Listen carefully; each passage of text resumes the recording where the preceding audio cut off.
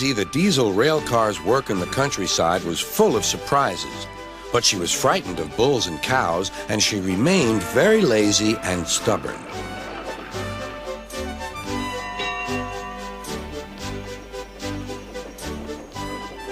One day, Toby brought Henrietta to the station where Percy was grumpily shunting.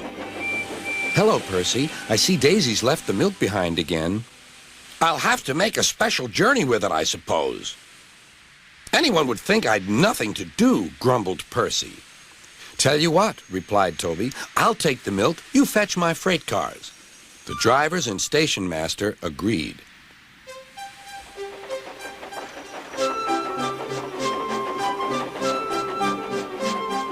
Percy had never been to the quarry before. He began ordering the freight cars about. "Hurry along," he said. The freight cars grumbled to each other. "This is Toby's place.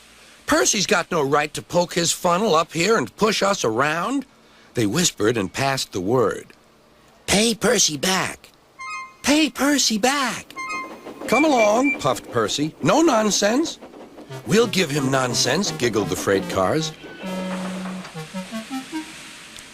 But they followed so quietly that Percy thought they were under control.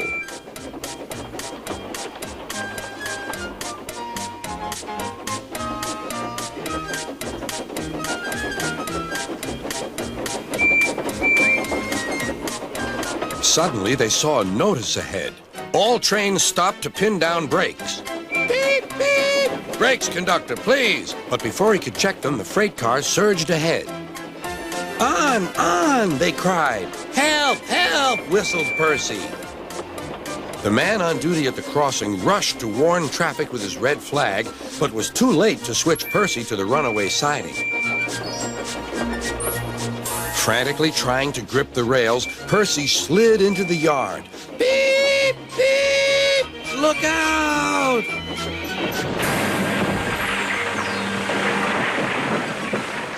The brake van was in smithereens. Percy's driver and fireman had jumped clear, but Percy was stranded. Next day, Sir Topham Hatt arrived.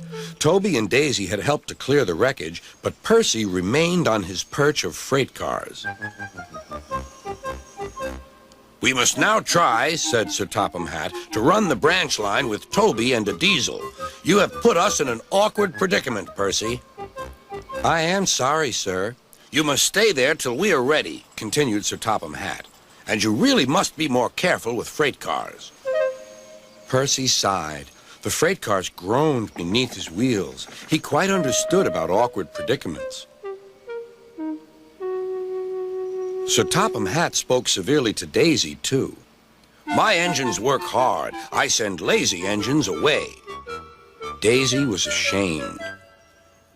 "However, Toby says you worked hard after Percy's accident, so you shall have another chance." "Thank you, sir," said Daisy. "I will work hard. Toby says he'll help me." "Excellent. What Toby doesn't know about branch line problems isn't worth knowing. Our Toby's an experienced engine." Next day, Thomas came back. And Percy was sent to be mended.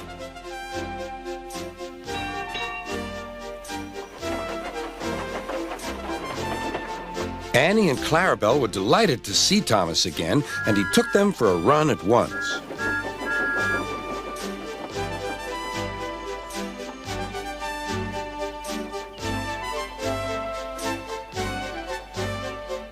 All are now friends, and Toby has taught Daisy a great deal. She shoed a cow off the line the other day all by herself. That shows you, doesn't it?